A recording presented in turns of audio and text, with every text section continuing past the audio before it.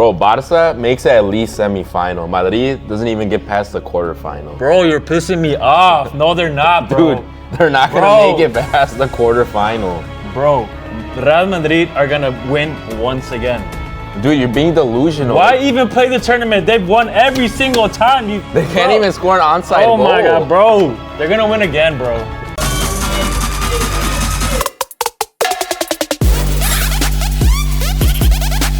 We're through 4 match days in the UEFA Champions League 24-25 season. We're going to simulate the rest of the tournament as if the current standing stays as is after 4 match days. Stick with us to find out who you think is going to be lifting La Orejona at the Allianz Arena on May 31st, 2025. All right, guys, after 4 match days, this is how the UCL table looks like right now. We're going to pop it up on the screen.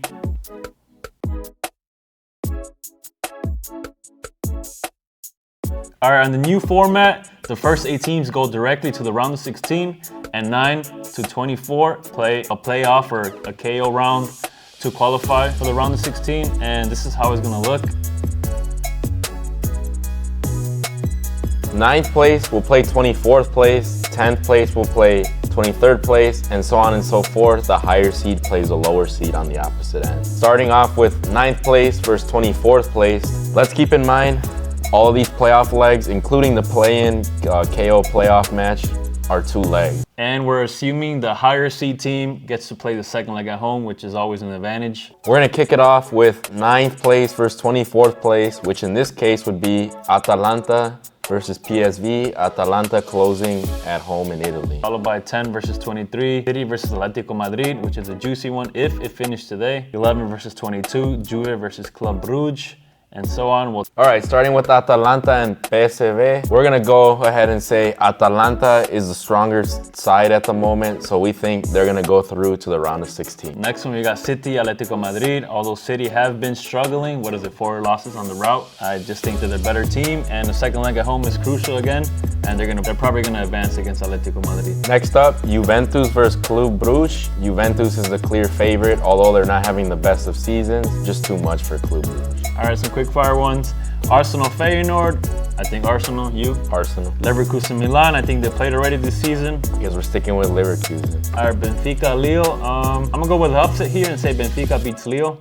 What do you think? I think Benfica goes through as well. The next one is Celtic versus Bayern. Although Celtic is just 1 position up Bayern, Bayern's going to take it easy. Last one, the great Dynamo Zagreb versus the low-tier Real Madrid. And Dinamo goes through. Nah. All right, we all know Real Madrid or should go through. Who knows at this point? All right, that wraps up the KO playoff round, and that sets up the round of 16, which will look like this. So for the first matchup in the round of 16, we've got Liverpool, Real Madrid getting 2 of the tournament favorites right out of the way. Honestly, at the way Real Madrid are playing, I want to see Liverpool, but you can never count them out, and they're my team, so a la Madrid, always Madrid. With recent history, Liverpool and Madrid, it's been very one-sided, so we got to go with Madrid. Another Vini, couple of goals. But let's not confuse them. Next one, Aston Villa, Atalanta. Aston Villa have been pretty decent in the Champions League so far. But Atalanta's always a dangerous side no matter what. We got Aston Villa versus Atalanta. Sorry, Unai Emery, this is not Europa League, so you're not gonna win it again. So we're gonna go with Atalanta. Next up, we've got Inter versus Arsenal. In their recent matchup, Inter won 1-0 with a solid defensive display.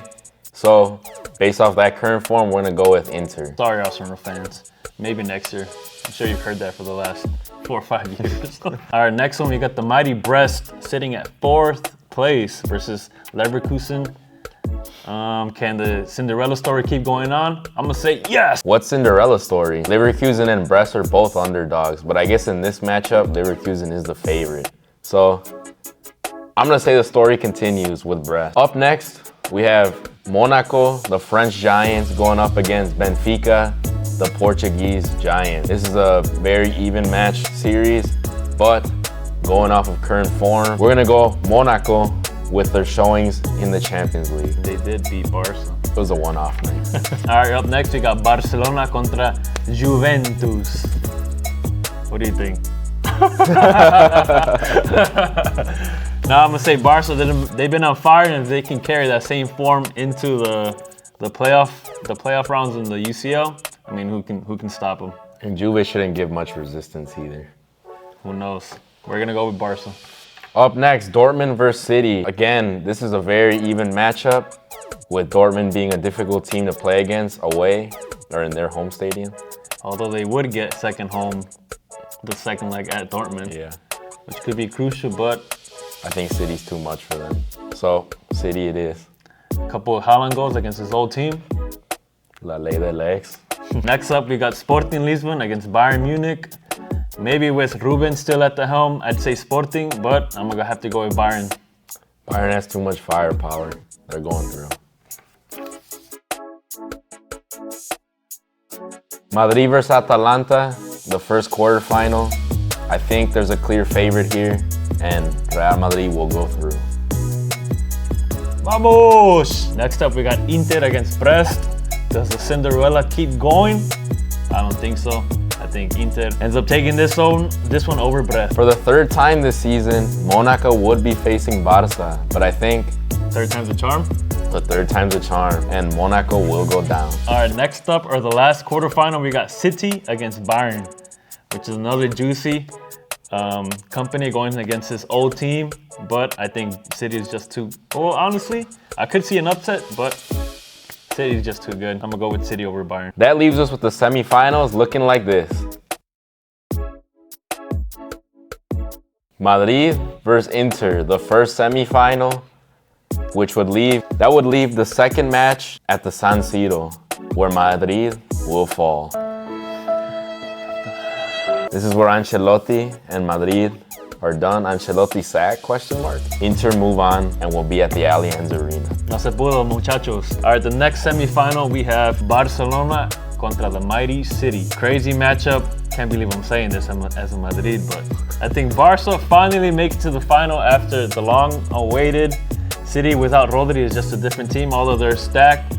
But Barca's playing on fire, and with Hansi Flick on the helm, I think he even has it marked on his calendar.